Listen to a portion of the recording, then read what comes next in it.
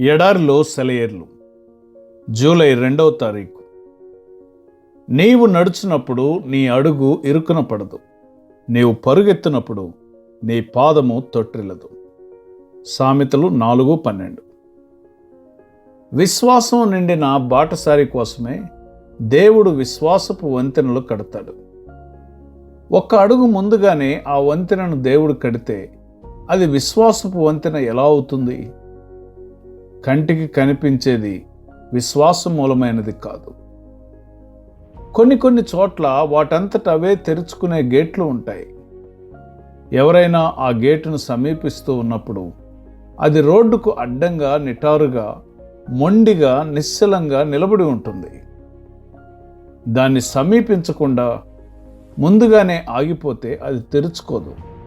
కానీ ఆ గేటు అక్కడ లేదనుకొని నేరుగా కారు తోలుకుంటూ వెళ్ళిపోతే ఆ కారు చక్రాలు రోడ్డు అడుగున ఉన్న స్ప్రింగుల్ని నొక్కడం వల్ల గేటు తెరుచుకుంటుంది.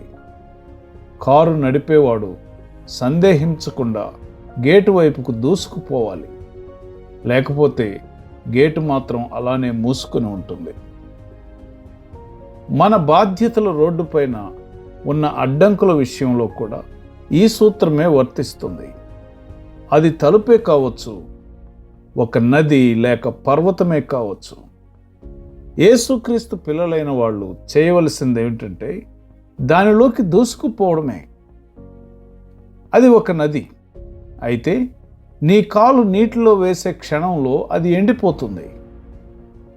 అది గేటు అయితే నువ్వు దానికి సరిగ్గా ఢీకొట్టబోయే సమయంలో తెరుచుకొని దారి ఇస్తుంది. అది ఓ పర్వతమైతే సంకోచం లేకుండా సూటిగా దానికి ఎదురుగా నడిచి వెళ్ళిపోతే అది అక్కడి నుండి లేచి సముద్రంలో పడుతుంది. నీ దారికి ఎదురుగా ఓ పెద్ద అడ్డంకి కనిపిస్తున్నదా? దేవుని పేరిట దాన్ని సూటిగా ఎదుర్కో, అది అక్కడి నుండి మాయమవుతుంది. మనం కూర్చొని ఏడవడం అనవసరం. లేచి నిత్యము సాగిపో అంటూ సర్వశక్తులైన దేవుని స్వరం ఆదేశించింది. ధైర్యంగా ముందడుగు వేసి కదిలిపోదాం. చీకటి రాత్రైనా అడుగు ఎక్కడ వేస్తున్నామో తెలియకపోయినా మనం ముందుకు సాగుతుండగా దారి దానంతట అదే తెరుచుకుంటూ పోతుంది. సందేహం వద్దు. అవసరమైతే అగ్నిస్తంభం, మేఘస్తంభం మనకు అరణ్యంలో దారి చూపుతాయి. ఆ రోడ్డు మీద దారి చూపించే సంకేతాలు. దారి ప్రక్కన విశ్రాంతి గృహాలు ఉన్నాయి.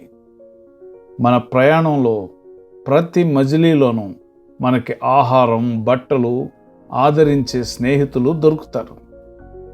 ప్రయాణంలో ఎంత అలసిపోయినా, ఎన్ని కష్టాల పాలైనా ఇల్లు చేరగానే సంతోషకరమైన తీయటి స్వాగతం మనకి ఎదురవుతుంది కదా. ఎత్తైన చోటికి ఎక్కిపోతున్నాను, వెలుగుబాటులో సాగిపోతున్నాను. నిషీదిలో నిర్మలమైన నదులు ప్రవహించే పచ్చిక బయళ్లలో పరుగు తీస్తున్నాను యేసు నామంలో.